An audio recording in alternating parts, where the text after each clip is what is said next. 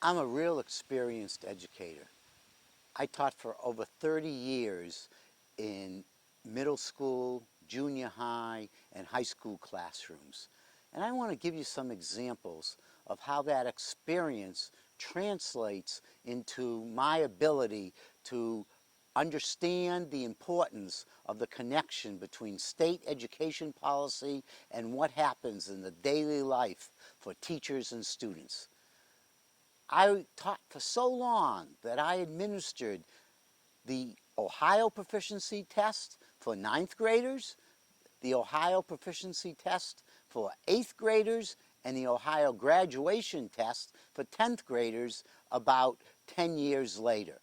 And I really learned a lot about what high-stakes testing does to the mindset of students and to the psyche of teachers. I still remember giving a practice science test to my 8th grade homeroom, and the response of the students was, "Mr. Charney, why are you giving us a test in which we don't know any of the answers?"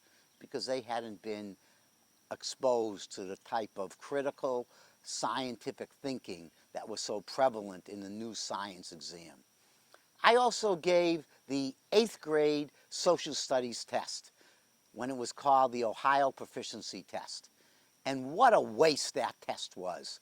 It was just a bunch of memorization of irrelevant factoids that destroyed my ability to help the students understand the civic and social world around them, inhibited the ability to take field trips, develop projects, and just became a test prep factory. So much so that my students at that time in a bilingual class were forced to take a test in which they could barely understand the English within this test.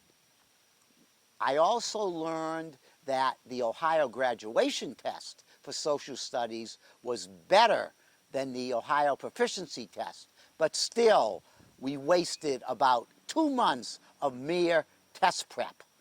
So the state education policy narrows the curriculum, especially now when reading, writing, and math are taking over the focus of so many Ohio classrooms because of the high-stakes teacher evaluation system, and music and art and creativity are on the back burner. I also had so much experience that when my wife, C.J. Prentice, was on the State Board of Education, I was able to get a change in what takes place to prepare teachers. Because at that time, teachers could do their field experience in only one classroom. And because of my day-to-day life in classrooms, CJ was able to add to the state regulations that students today need to have an urban, a rural, and a suburban field experience before their student teaching, so they'll be exposed to all the complexities of daily classroom life. After I retired from teaching, I developed a statewide program called Ohio Youth Voices, where high school students from around the state had their voices heard in state education policy. And from that experience, I was able to get a law passed that required the establishment of high school student advisory councils to be able to give information and advice on how to improve teaching and learning, how to use technology in the classroom, and how to create a discipline process based on mutual self-respect. And even more importantly, how to get motivated high school students to develop projects that would deal with the students left behind.